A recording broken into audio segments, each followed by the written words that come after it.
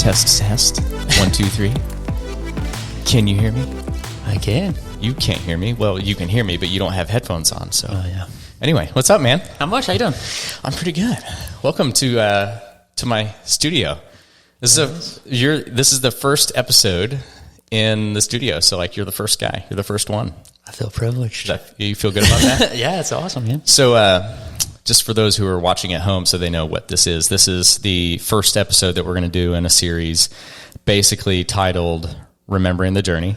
So we're taking folks like you who have completed their journey, start to finish, and we're going to take a pretty deep dive into the whole thing, break it down piece by piece. But yeah, so I guess to get this whole thing started off, let's just get this out of the way. Dude, 90 pounds Jeez. in 29 weeks. Yeah. 90 pounds in 29 weeks. Unbelievable.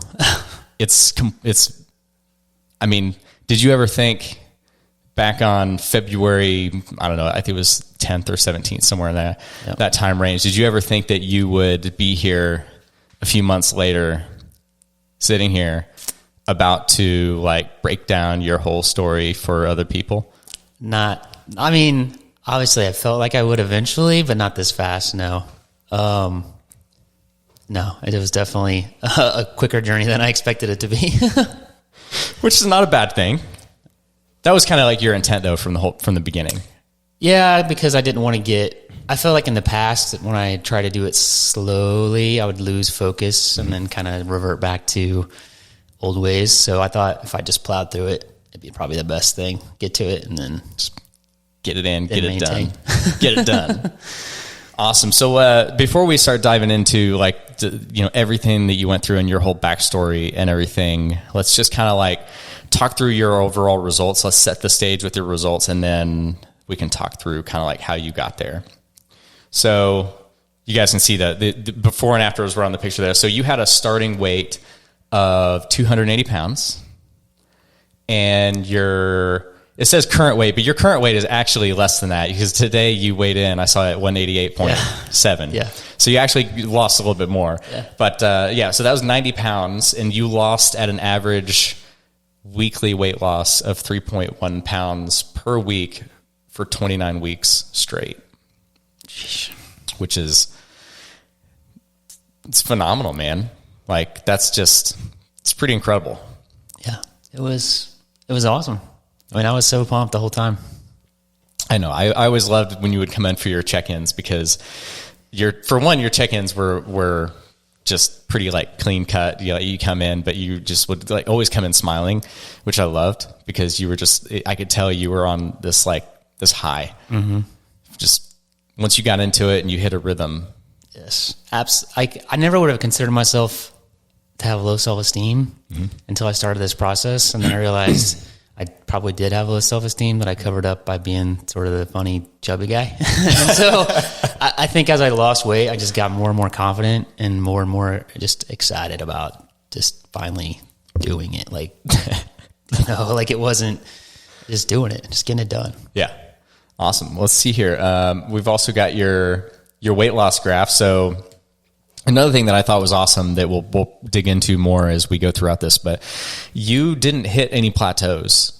Like, you didn't hit a single plateau in 29 weeks. You just, like, if you look at your graph, it was, you had a little bit of fluctuation up and down like everybody does, but it was just practically a straight line from start to finish. And then you can see where you've basically just been in like a perfect maintenance mode ever since. So that also very impressive, sir. I think a lot of people think that when they're losing weight, that plateaus are an inherent part of the journey that is unavoidable. But I think your whole journey is kind of proof that that's not necessarily the case. Yeah. Which we'll break down some of the things that you did to probably make sure that you did not plateau. But before we dive in, so there it is. That's a brutal picture to look at. There it is. So I want to take some time to really dig into your backstory and like where you started off. So I want you to just like take a couple seconds and just kind of like look at that picture and try to root yourself, try to like reconnect to like what you were thinking and feeling and like what was going on in your life back then, and just kind of like break it down from the beginning. Cause I know we've talked about bits and pieces here and there, but for the purposes of this whole interview, I really want to try to put as much of it out there as you're comfortable with sharing. Yeah. So that, because I know there's probably other people out there who have had very similar stories to you. And the more we can share about that, probably the more they'll be able to connect and with that as well. Yeah. I mean, I always struggle with my weight. I wasn't born like that. It got really bad probably, I don't know, 19 years ago when I started office work. And I just started this slow climb up to where I was. And as with most people, I was young, and I'm still young, but I kind of just had that like someday mentality, you know?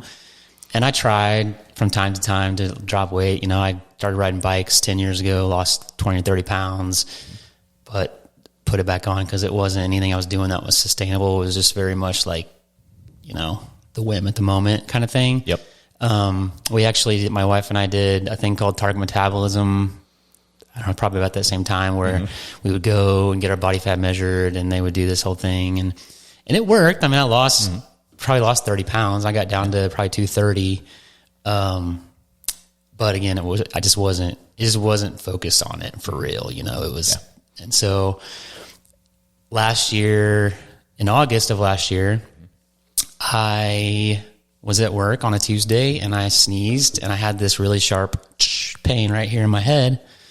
And I didn't think much of it. It really felt more like I pulled something in my neck or something, you know? And so, but it was a kind of a numbing headache from that point forward.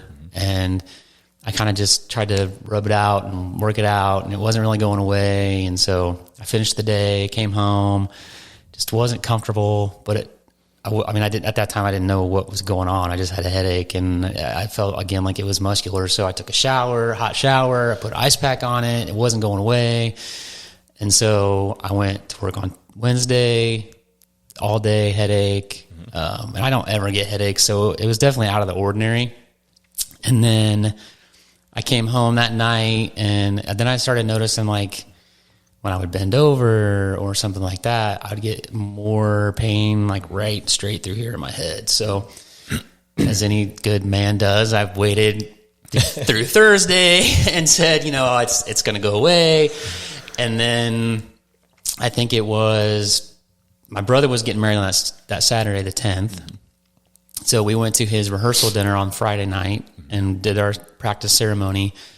And again, headache the whole time. And then it just slowly started kind of picking up steam to the point where I went to bed Friday night, and then I got up and I could not get comfortable, and it was more and more painful. And so I went downstairs, laid on the couch, and like at one point I was like, do I go to the hospital? Do I not go to the hospital? You know, I don't want to go. It was just a headache. Your brother's wedding's coming up. Right. My brother's wedding is tomorrow. I'm the best man. So, you know, like, you know, just like all these things. So I'm laying there literally saying, God, give me a sign what I should do, as I'm feeling like someone's drilling into the side of my head with, you know, a laser. And God's kind of like, I'm the sign. Like, here's your sign. Like, you know? And so I went upstairs and I told my wife, I'm like, I got to go to the hospital. Something's just not right. And so we went, and like, I honestly, in my head, thought I had a tumor or something, because it came out of the blue. Like, it was just so odd. And I was just like, okay, this is like brain tumor. I told Angie, I'm like, you need to be prepared for them to say that I have a brain tumor. And of course, you know, she did her good wifely duties and said, no. It's all going to be okay. Right. So we go, and luckily the ER doctor was really just in tune with my symptoms and was like listening to me and asking me a lot of questions, because what I had goes undiagnosed quite a bit because it's very rare, and it doesn't show up on CAT scans even sometimes. So he was like, I want to do a CAT scan. So we did a CAT scan, and he came in and he goes, the good news is it's not a tumor. And I was like, oh, okay, well then. He goes, but the bad news is that I think you have a blood clot, which at the time I didn't know it was I wouldn't have considered it a stroke, but that's really what it was. Yeah.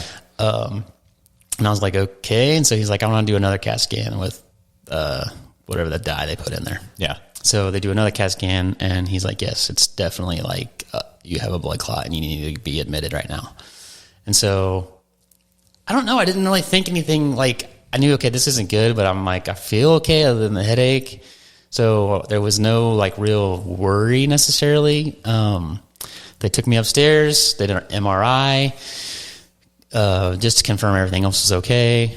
And at that point, like doctors started coming in, neurologists started coming in, nurses started coming in, and I didn't really put two and two together that what I had was so rare and uncommon that everybody kind of wanted to see this dude that survived this it's called a CVST. It's like a deep vein thrombosis basically in your head. And so I was in the hospital. They told me I'd be there for probably 3 days. They started on immediately on blood thinner injections and started running all these tests. And they started asking me all these questions that they apparently asked people that they think had strokes or did have strokes, like really odd questions. You had to look at pictures and all these kinds of things. And they kept doing that randomly throughout the day. And then my family started coming, and I don't know what happened from the ER to there the next day, but I don't know if I just started really understanding, like, okay, they think I had a stroke. My family's here and not leaving. And then I just had a panic attack. And like, I never had experienced anything like that. I thought I was having a stroke. Like I told my wife to get my kids out of that room and stuff because I thought I was having a stroke. And so they rushed in and they did all these tests and they started asking me questions. And they're like, you're not having a stroke. You know, everything's fine. And you're just having maybe a panic attack. So, and that just started like the downhill. Like, I thought I was going to die. Like at that point, you know, I just was like, everything was I was going to die. Every twinge in my head, I thought was, you thought that was it? That was it. Like and so I was in the hospital for 3 days. They sent me home, basically said, you know, obviously you're going to have to go to a neurologist for the next couple months. You're going to probably be on blood thinners for the rest of your life.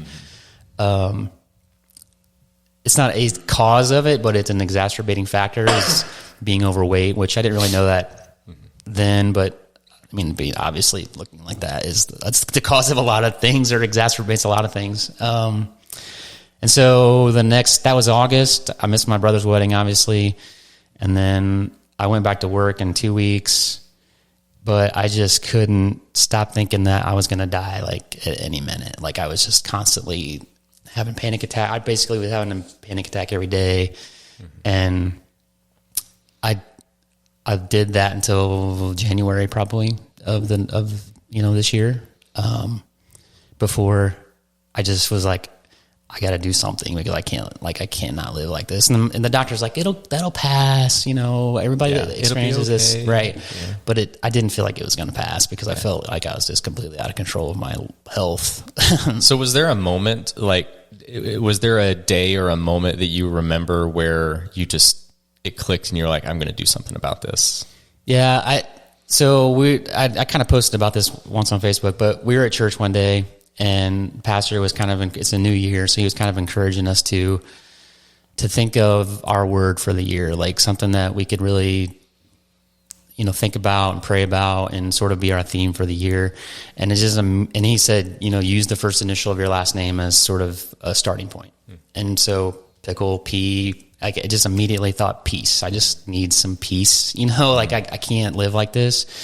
And the funny thing is like, then he asked us to pick a Bible verse to sort of go along with that. So I started looking up Bible verses, and my dad had given me a Bible verse when I was in the hospital. I didn't think much of it at the time, but I now went back through and I'd highlighted it before, and it was about peace, and it was Philippians 4-8, and it was just, give it to God, and God will give you peace, and you don't have to, stress about it. And I just started reading that Bible verse every day, every day.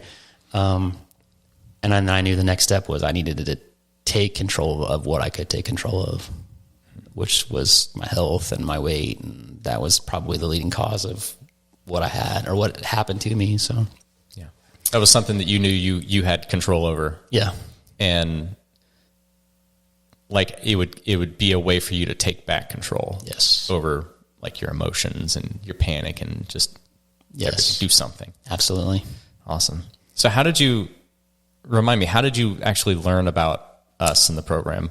So I knew someone that was in the program. Mm-hmm. I didn't know they were in the program, but they started posting updated photos of the weight they had lost, and you'd post some things. And And I was like, well, man, that's like a lot of weight in a pretty short amount of time. But then, I started doing the typical thing, like, okay, this is going to cost money.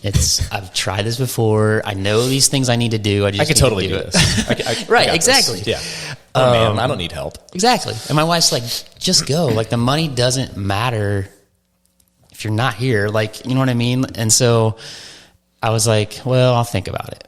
And then one day we were at church, and my wife says, see that dude playing the guitar? That's the weight loss guy. And I was like, that was you. I was like, okay, like, he seems like a nice guy, like it must mean something that God's put him right in front of my face. So I was like, I'll go talk to him. And so I scheduled my appointment with you. Awesome. So, you came in, we did our consult, you decided to jump into the program, you came in for your orientation. When you were first starting the program, what were you feeling? Were you apprehensive? Were you excited? Did you have any concerns or like apprehensions or worries? Like, what were you thinking about when you first started the program? I didn't really have a lot of apprehensions necessarily. The things I was worried about was I was doing it. I was the only one in my house that was going to be doing it. And so, and for the first 6 weeks, at least at that time, I looked at the plan and I was like, okay, this is pretty strict. And like, how am I going to kind of balance that with my family? And they're not going to be, they're not going to be eating like this. So, that was probably the first thing. And then just like, you set a goal and you think, okay, this is what I want to do. And you have to think you're going to achieve it in order to do it. But in the back of your mind, you're kind of thinking like, okay, like, I'm never going to lose. At that time, it was 70 pounds. It's going to take me forever to lose 70 pounds. And I think that's why the first 6 weeks was super critical for me. It was just like, okay, this is going to work, Yeah. So, yeah. Cause it started coming off fast. Yeah, exactly.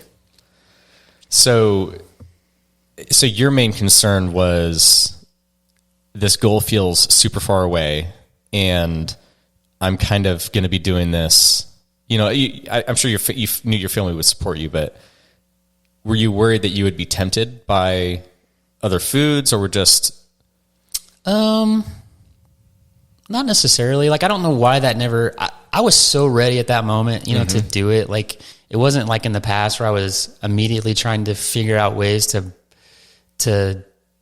eat the things I wanted to eat, but stay within some sort of calorie range, like I talked to you before, like that was one of the things that didn't work before was I'd had a calorie goal and I ended up just substituting all the junk food, in there. And then I was hungry because I wasn't eating good food. Mm-hmm. And so that's why a lot of those failed. So I was so ready when I went in there with you and I was just like, I don't care what it costs. I don't care about anything. I just want to do this because like I have to do something or else I'm going to lose my mind. And so I was never that worried about that. Plus my wife and kids are super supportive and my 13-year-old is basically like, slap the ding dong out of your mouth, kind of guy. So he was no nonsense and he was constantly. That's the kind of guy you want with you right? in your family. If Matt can't be there, his name's Matt too. See? Little Matt is there. So yeah. See? He's a future transformation coach in the making, awesome. So did, obviously none of those fears really panned out, right? Yep. It's just fears that you kind of had built up in your mind and they kind of resolved themselves as you went through the first few weeks of the program. Yep.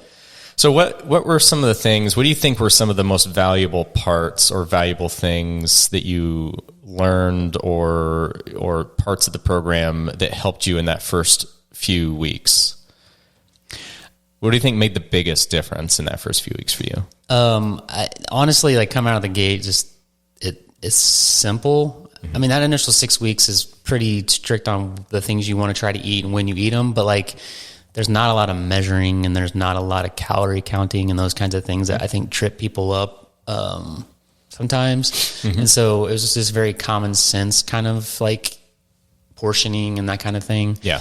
And then, I mean, honestly, like having somebody there to like you to encourage me and see what I'm eating and like, you didn't have to do it very often, but in the beginning, kind of just calmly redirecting, and that kind of thing. So it wasn't like I was getting like slapped, but it was like, you might want to try to avoid it, like that looks good, but maybe, yeah. So, I do the compliment sandwich a lot. Like that looks really good. and maybe if you make this little tweak, that'll make it better. But then you did that really. So compliment, correct, compliment. Yeah. They call that the compliment sandwich. Okay. I'm really good at that. Yeah, it works. Yeah. Awesome.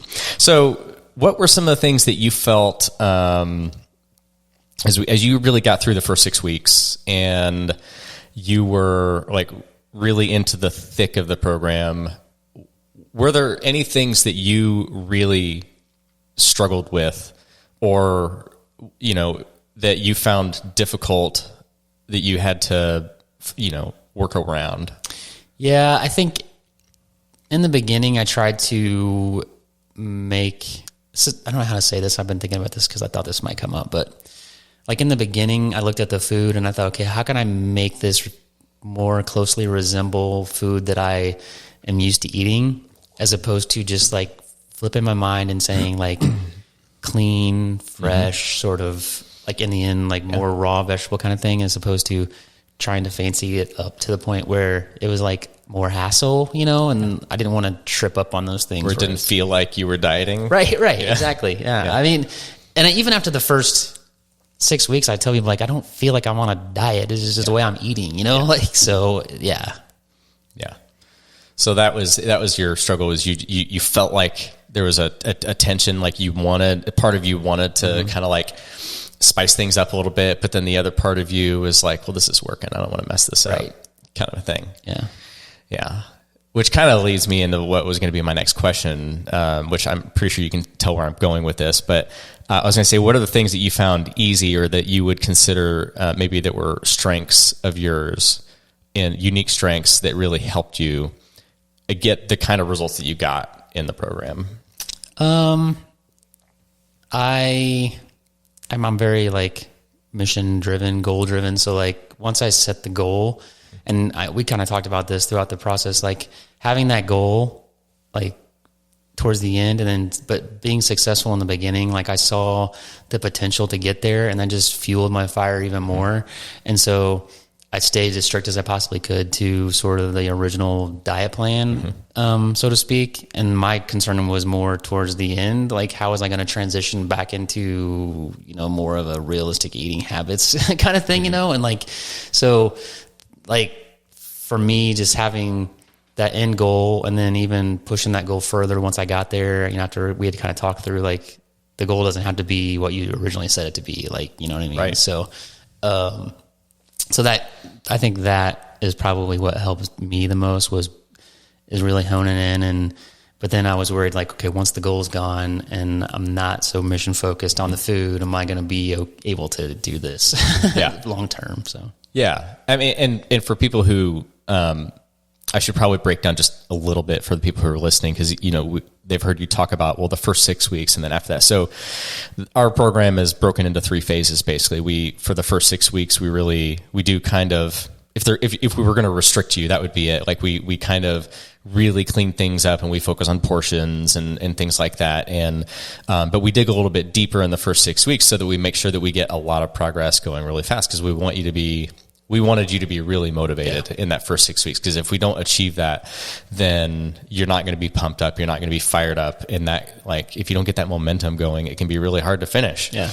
And so then after 6 weeks, typically we ask people, are there any foods that you've done without for a while that you would like to bring back in, to your diet to make this a little bit more sustainable, because you have a ways to go to get to your goal. And I would say 9 out of 10 people, say, yeah, when can I have cheese? Or something else like that, And I just distinctly remember we got to that 6 week check-in, and I asked the question, and you were like, I don't want to change anything. Like, it's not broken. I don't want to fix it. Yeah. And every 2 weeks, I asked you that question. And every 2 weeks, what was the answer? No, like I was just flying so high, man. I did not want to slow down at all. Like I never thought 70 pounds would happen, let alone the way it was happening. And so I just didn't want to slow down at all. Yeah. And I would say if there was definitely a strength or two of yours throughout this whole journey, it definitely was your resolve to just, and I don't know if it's because I think part of it was just, you just wanted to get it, just get there, like just the attractiveness of being where you wanted to be. Mm-hmm. But I also kind of get the idea that you're a bit of a miser with your money. My wife would agree. Yeah, that you honestly just didn't want to pay for it. I didn't want to get into a rut where I was paying and not progressing. You know what I mean? Like I could see 100%. How you kind of get comfortable and then it slows down, and then all of a sudden you're paying and you're not making progress, and then that's going to be even more awkward to be like, yeah, Matt, I'm not doing this anymore because I'm not succeeding. So I didn't want to get into that routine or whatever. So you just wanted to head it off at the pass and just be like, you know what, I'm just gonna just do this thing. What is 6 months, 7 months in the grand scheme of my life? Yeah. And then I can get there and I can be in maintenance. Yeah. And I can have some fun things that we'll get to in a minute. Yeah. In a little bit when we talk about that. But, so once you started to get toward the end, like once you started to get closer and closer and closer to your goal weight, and where you were approaching being able to be in maintenance and all that stuff, what were some of the thoughts that was there anything that because this whole time you had been really on the original 6-week plan, right? You didn't really deviate from that. A lot of people will cheat, or they'll have some cheats, or they'll loosen their diet up along the way. And you never did that. So what were some of the things that the thoughts or the concerns, or were you wrestling with anything the closer you got to the goal? And like, what was that? Kind of break that down for me a little bit. Because I think other people probably do the same thing. Yeah. I mean, I was kind of saying before, I was so focused on the diet as it's kind of outlined in the first 6 weeks, but I knew that wasn't sustainable. Mm-hmm. Like you can't eat like that because you just keep losing weight and eventually you're going to like shrivel up. So you got to kind of add back something. And so I think my biggest worry was that piece of it. Like, okay, how do I transition from being so laser focused to on this specific type of diet to what's next, and what can I eat, and how much of these things can I eat, and how's that kind of gonna look, And like, I think I started voicing that sort of worry to you probably 4 or 5 weeks before I knew that, I was going to hit, right, not that far, but before I was going to hit maintenance phase. I mean, I could definitely sense it, because you started asking a lot of questions, and like, so what's this, right? What's it going to be like, And so were you worried that once you flipped the switch that you wouldn't be able to turn it back off again? Yeah, I'll be honest. Yeah. I was afraid, and I still am very cognizant. I'm still very cognizant of this even now. Like, I didn't want to fill in the extra calories or whatever with junk. Mm-hmm. So I'm still kind of working through that. Like, what are the right things to eat and how much and when and that kind of thing. But yeah, I think it was mostly not wanting to fill in the gaps with just junk food. And then, I felt really great, so I didn't want to eat a lot of that stuff anyway. Like, I still haven't had like legit French fries or like any kind of fast food or anything like that. And I'm jonesing for some Chick-fil-A, but I haven't had it yet, just because I feel really good, and that grease and stuff is just not like appealing to me right now. So. But that's really interesting too, though, because even though it sounds good in some aspects, like the old you probably would have jammed on some Chick-fil-A chicken tenders and some waffle fries. And a chicken sandwich. All of it. Oh, yeah. At the same time. Yeah, that used to be a big weakness of mine was fast food. So I totally get that. But I think the fact that you're saying that it doesn't appeal to you as much, not that it doesn't appeal to you at all, because I'm sure at certain times it does, but the fact that it doesn't appeal to you as much as it did back then sort of speaks to a little bit of a transformation. Oh, yeah. Internal transformation that's happened. So, which is a good segue into what was going to be my next question. So, you've heard me talk at different times as you were going throughout the program about deep work, like the deep work that has to be done. And the way I relate this to people is that, yes, we're trying to lose weight.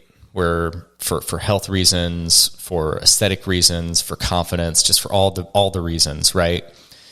But just like you said before, you had lost weight and then you had gained it back. And one of the main reasons that I teach people that happens is because anybody can lose weight, but the real task is doing deep foundational work and understanding your beliefs, your behaviors, your relationship with food and the world and stress and other people and all the things that drive us to eat and just everything. And that there is a lot of deep work that has to be done so that by the time you get to the end of your journey, no matter how fast it is, that you've fixed some of those cracks in your foundation and you've done some really deep work, and you've not transformed just physically, but you've transformed mentally, emotionally, spiritually, so that when we peel back all the accountability and you're not talking to me and sending me pictures of your food every day, that you can be a whole, happy, healthy person and maintain your place where you're at without all of that. And so what are some of the cracks that were in your foundation when this started? And what's some of the deep work that you think that you had to do and were able to do between the day you started and now? Like for me, I kind of thought it through, like, why did I eat like the way I ate? And my dad would ask me that question a lot, actually, as I was losing weight. Like, I don't think I was really a stress eater. I wouldn't say that I ate because I stress. I honestly kind of came to the thought that I'm just love food. Like, it was almost like I was addicted to food. And when we would go places, I felt like if I don't eat this, I'm going to miss out. Like, I'm going to miss out on the chance to eat this, even though I can go there anytime I want, you know? And the problem was, is I was doing that for lunch and dinner and ice cream. You know what I mean? Like, so it was like 2 or 3 times a day that I was like overindulging because I was afraid I was going to miss the opportunity, because I love that so much. I just loved the food of it. Yeah. And I think that that's probably the biggest piece for me. I've kind of had, like, I'm not missing out. Like, I always felt gross afterwards, you know, like, I always felt terrible. I always felt guilty because I knew, like, okay, like, that was totally way more than you needed to do. Even though it was bad stuff, I overindulged on bad stuff. It was like Chick-fil-A. Like, why aren't the nuggets just enough? Why do you gotta have the nuggets and the fries? Why aren't the nuggets and the fries enough? Why do you gotta have a chicken sandwich too? So, like, you know what I mean? So it was like that kind of thought process, but I was doing that all the time. And that's one of the things you told me at the end, like you're not going to gain this weight back if you are thinking about it like that. Like, if you are making decisions and you're not just going through life on, you know, autopilot, cruise control, and not thinking about, okay, what am I putting in my body? It doesn't have to be so laser focused as like when you're trying to lose weight, but you do need to be thinking, okay, like making a plan for the day. So, like, if I do have a blowout breakfast, you know, I know that I'm going to have a simple dinner, you know, or maybe no dinner and just a little snack, a little protein snack or something.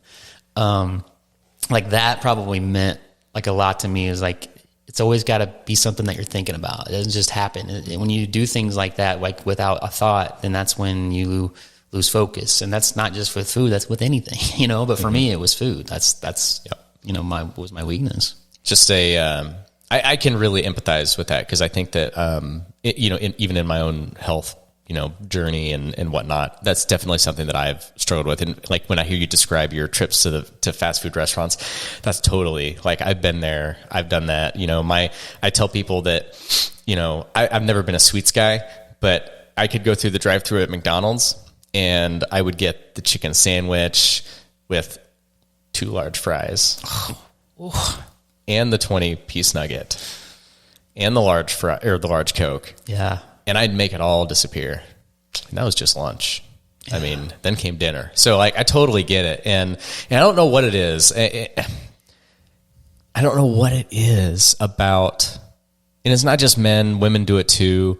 I don't know what it is that drives that behavior. I don't know if it's like a scarcity mindset in that moment. That's like, I just want all the food because, I don't know. I've tried to really, like, even just introspectively think about, like, why do I do that on occasion? And I've not figured it out. I mean, but it really is just about, it really doesn't matter why. Like, to be honest, it doesn't matter why we feel that way. It doesn't matter if it's because we're stressed at work. Doesn't matter if it's because we're stressing our relationships. Doesn't matter if it doesn't matter what it is. All that matters is that it's not good for us. Yeah. And we've got to find a way to be present and rooted in those moments, to be aware enough about what we truly want, and to be able to make a decision that it's not the food that we want in that moment. It's the quality of life that we want, and the experience of life that is not necessarily related to that food. Anything else? Any other cracks in your foundation, or was that pretty much the biggest?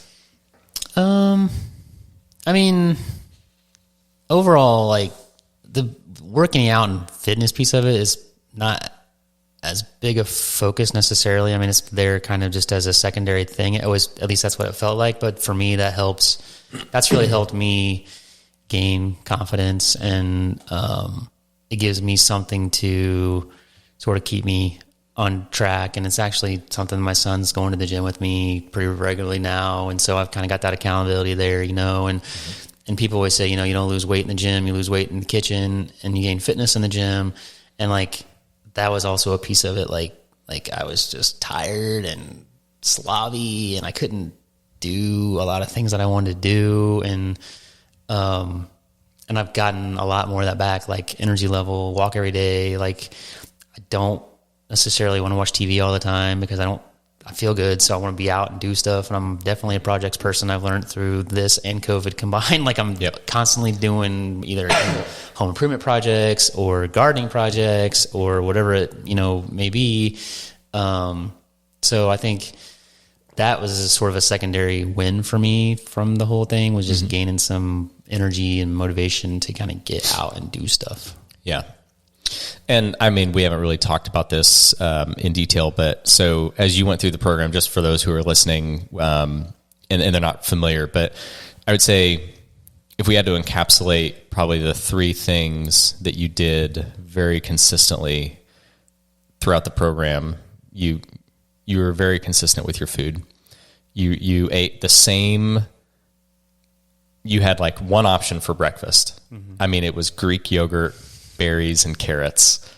And oats. The occasional, oats like thrown in there, all very nicely portioned. But you did that every day for 29 weeks. Yeah. Do you still eat that? Yeah. Most days, yeah. I do occasionally have some peanut butter toast, but it's either that or rebel or the what I've been eating. Yeah, the yogurt and mixing your carbs and your fats. Right. Oh, that's great. So you literally ate the same breakfast for 6 months, which I tell people is not normal. And I told people that too. I was that's like, not a normal behavior. Plan, like necessarily it's so, yeah. Yeah. But I also tell people that the more simple you can be, the more successful you can be. Because if you only eat one breakfast every day, you don't have a bunch of variables that you have to figure out, right? And you did that throughout your diet. You had probably 2 to 3 lunch options and 2 to 3 dinner options, maybe even less. I mean, really, it was like basically every day for lunch and dinner, you had a properly portioned serving of rice, peppers or carrots or some other kind of raw vegetable, and you threw some sugar-free barbecue sauce in there sometimes, and you picked a protein. It was like chicken or like a turkey burger, pork chicken loin, burger. Something like that. And but literally that was it. I mean, you ate out, like I could probably count on one hand how many times you ate out in 6 months. Yeah. Which again, I want to stress to people, that's not the typical journey through my program. You definitely, again, going back to your strengths, you chose to be more adherent than was required. Yeah. Because maybe it's just because you were so motivated because of what happened to you. And you just really wanted it, and you were on a high again. So that's motivating too. You just were loving life. Yeah. But yeah, so food wise, you were super consistent, always properly portioning, always, eating a small menu. So there weren't a lot of variables. From an activity standpoint, you were militant with your steps. So we always give clients, an 8 to 10,000 step goal, and you were militant, right? So talk about that a little bit, because I think people struggle with that. right? People struggle with, like the procrastination demons. Oh yeah. Like I did. Like, so yeah, tell me about that. Like, what was that like for you? How were you so regimented with your activity?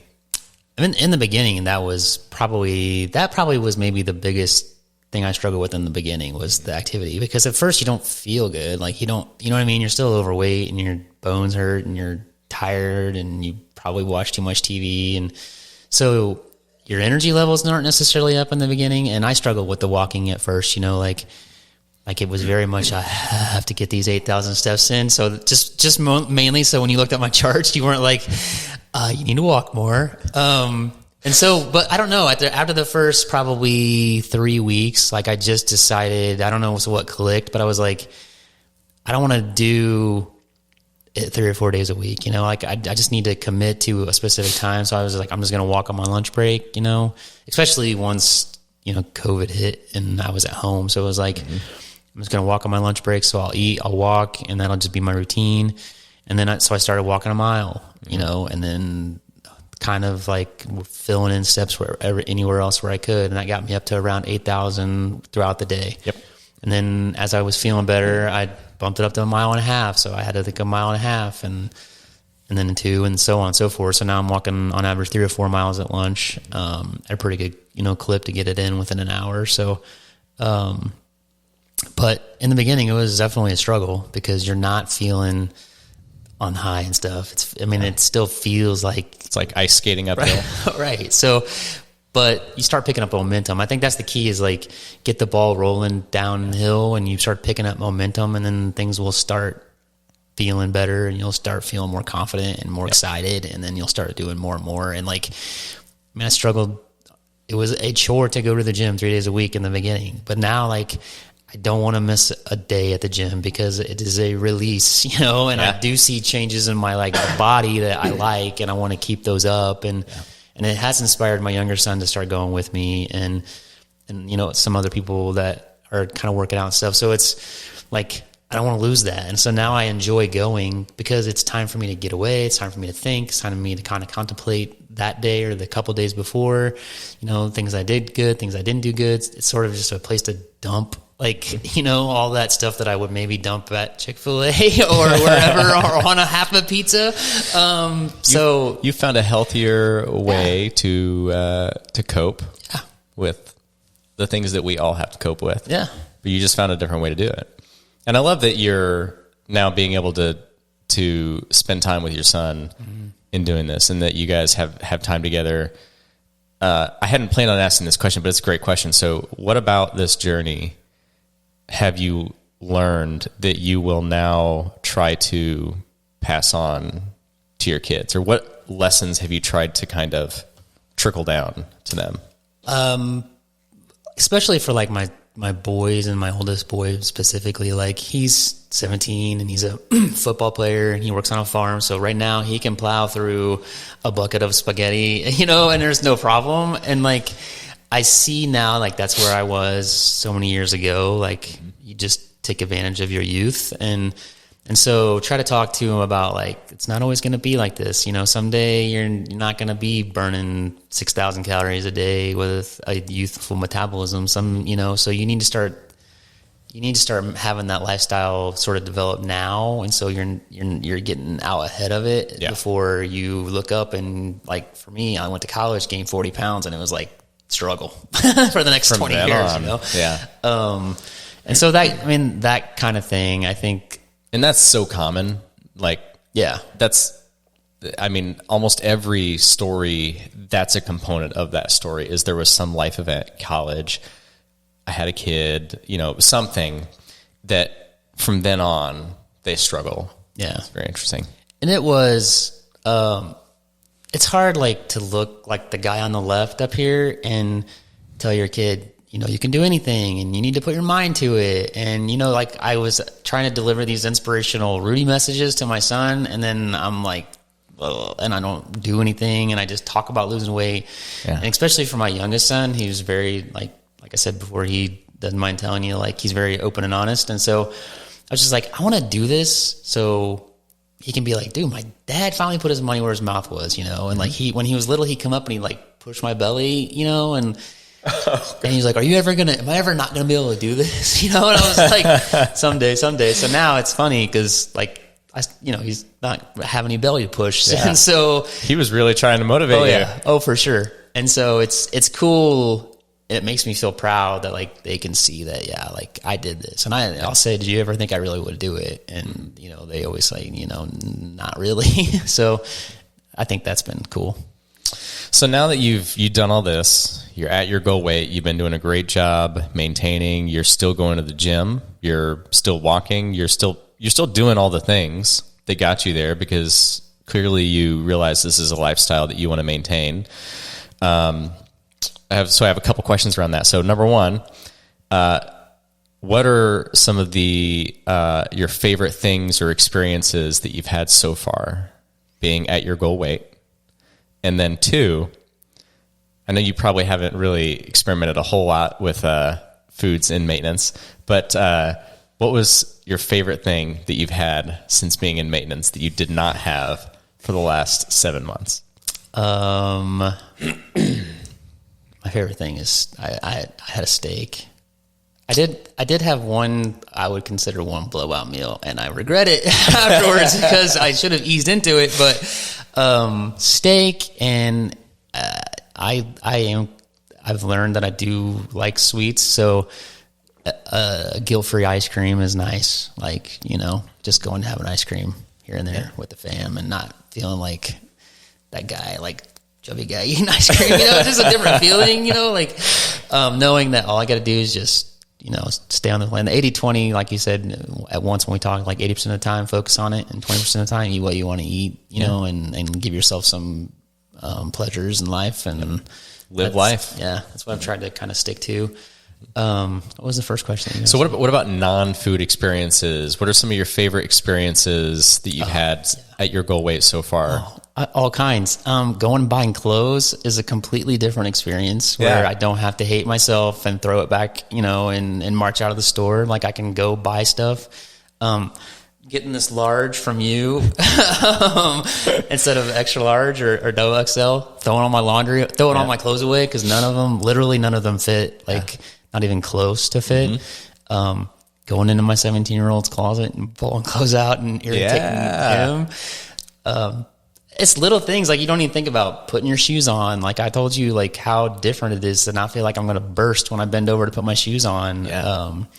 Just all kinds of little things like that. Like you don't take for granted because you didn't realize you were missing them. Yeah. And when you start like, okay, this is life is easier like this, honestly, than it was being overweight. And I love that you didn't like just take all your clothes that were too big and like put them in another room. No. It was no plan B. No plan B. They're going in the trash. There's no going back. Like, absolutely. Did you have like a little burn pit in the backyard? And I did. I thought about that, but I didn't. But I didn't even donate them to Goodwill because I don't want to like pass on that bad mojo. I just got rid of them. And I didn't even like to this point, I hadn't really gone out and bought a ton of clothes because I just want to make sure like I'm really at where I want to be at. And I think like even through continuing the fitness piece and getting more fit, like it's going to change my body enough to where I kind of want to make sure that, you know, I'm not buying a bunch of clothes I'm not going to wear. So yeah, it's cool. Awesome. So can you ever imagine going back to where you were? No, I can't, but I do sometimes because I want to remind myself how terrible it really was, you know, and the things that you have to deal with. But no, I'm not. There's no way I can ever imagine actually going back to that. Like, there's other factors, like just the accountability of the people that have seen me change. That's a big piece of it, honestly. Like I wasn't prepared necessarily for that piece of it. Like walking into a football game and people looking at you like they don't really even recognize you, you know? And it's like, and so like, that's a huge thing. And, you know, I got a friend that's in the program and I want to be there for him. And I think like we kind of have this competition back and forth. And I think it would be awesome if he destroyed anything I ever did in this program. You know, I just think that's so cool. Yeah. So no, I don't. And he's doing great. Yeah. I don't ever want to go back to that for sure. No. Yeah. But I love that you do take time to reflect on what life was, and you're just not like erasing that from your memory and your history and like stuffing it down, because that is really important. Because I think that is something that a lot of people do fall prey to, is they get so far away from that pain that they forget about it and they forget what it was like. And then some of those old demons start to resurface. And then, it's easy to kind of fall back into that. And so I love that you continue in some ways to remind yourself of that, because I think that's a great way to keep yourself focused. And, another great way to keep yourself focused is just, you've smashed this goal. So like, what's next? What's next after this? What's the next goal or focus for you moving past just the weight loss? So a couple goals right now. I turned 44 in February, so that's sort of my next milestone of I want to consistently maintain through that to that date. And then that's obviously, that's not the end of it, but I'm just kind of thinking ahead.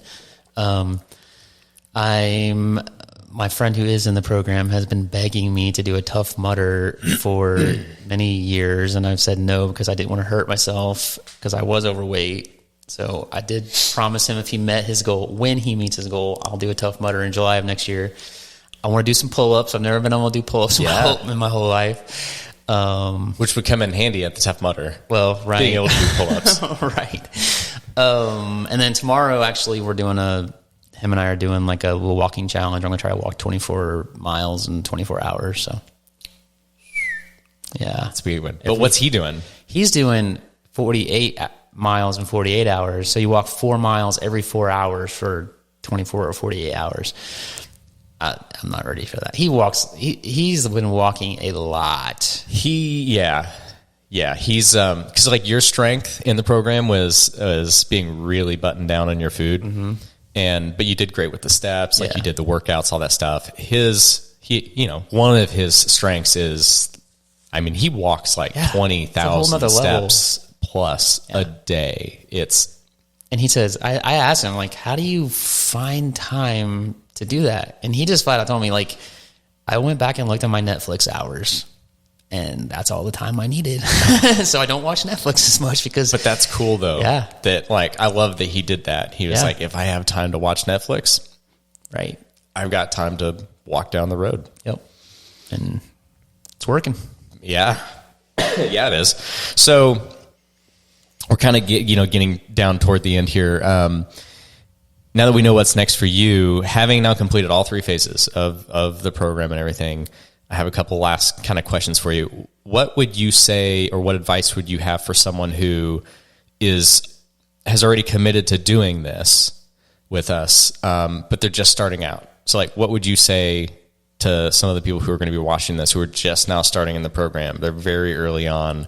What would you say to them? I think a couple of pieces of advice that you gave me was boring is good, like keep it simple. Mm-hmm. Trust it, like follow through with it. Don't get lost through the journey and then meander. Like that's the part I really tried to avoid, was just sort of wandering through it.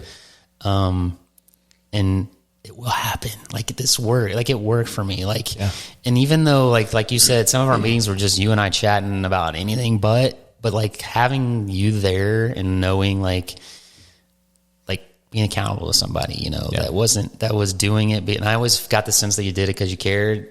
It's like your profession, but you also really seem to care, and that meant a lot. So yeah, trust it. It works. Trust the process. Yeah, absolutely. Now let's flip that around and say, what would you say to someone who is like where that guy is on the left up there, who, they're sitting there right now watching this and they're not happy with where they're at. Maybe they've had a health scare, or they're feeling like it's time to do something, but they're not really there yet. What would you say to them? It's one of those things, like for me, some of the excuses is like being overweight and just doing like that. To me, like I've had time to kind of reflect on it, is like no different than smoking. Mm-hmm. It's no different than, doing drugs or doing other things that are unhealthy. It's just a different kind. I mean, you're killing yourself in a different kind of way. And so like, how much money do you spend eating out? How much time do you spend watching TV? Like we say we don't have time, but you go back and you look at your screen time and like you got a lot of time. Like you got a lot of time. It's really just what you commit to, and you're either going to focus on it, or you're not. For me, it was like, yeah, I'm young, quote unquote, but like stuff happens out of the blue, and if you don't do all you can do now to sort of control it, I don't want to be that person now that looks back when I'm 70 and be like, if I would have just done something when I was 40, or 50 or whatever it might be. And if it's like, give it a shot. Like I've told people like, do the first 6 weeks.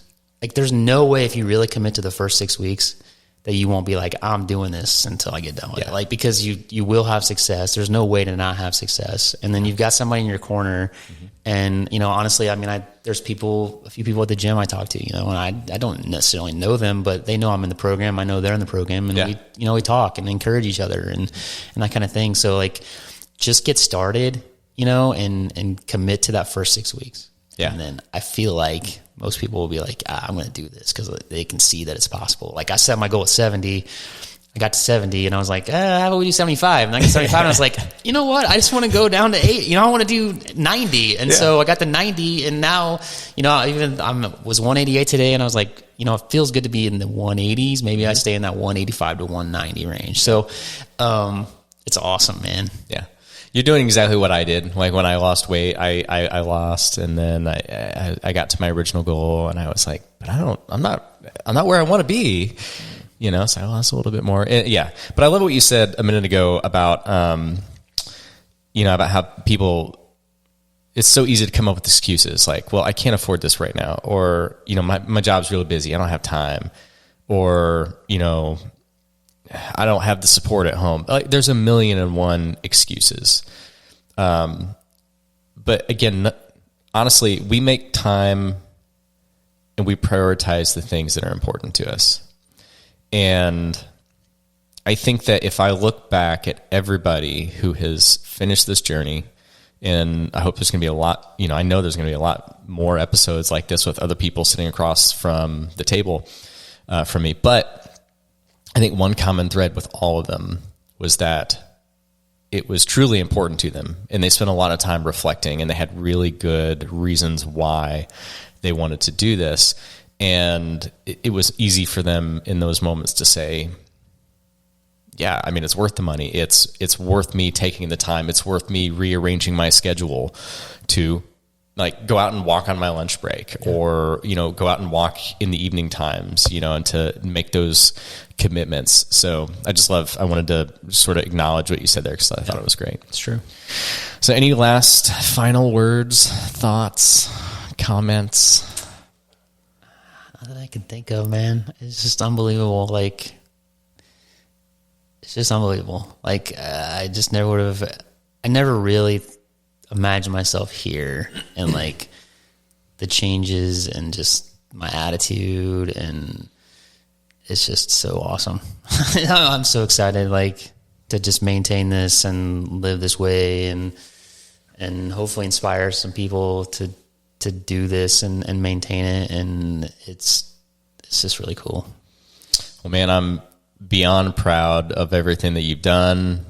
Proud of you committing to it and just, sticking it out to the end. And I'm proud of you because you've already inspired several people to jump in and to do it. Like your best friend, I've had no less than 2 or 3 other people come up and come in and either, sit down and have a consultation and start the program because they saw your results. So, and then there's going to be a lot more people who are going to watch this, and they're going to relate to you, and they're going to say, if he can do it, then I can do it. And that's 100% true. Oh, absolutely. It's 100% true. So I just want to give you some love and honor you for sticking this thing through, committing to it, and for being here, and for being willing to jump on camera here and tell and be open about your story and be vulnerable and like share all this stuff for other people so they can be inspired by it too. Yep. You're awesome. Thanks, man. Love you, man. Love you. So we got to end this We got to end this, like I always do the snap Yeah. to end it. You want to do the snap with me? Yes. Are you serious? Yeah. You can do the snap with me. All right. Sure. So here's what we're going to do. We're going to count down 3, 2, 1, snap. Ready? Okay. All right. 3, 2, 1.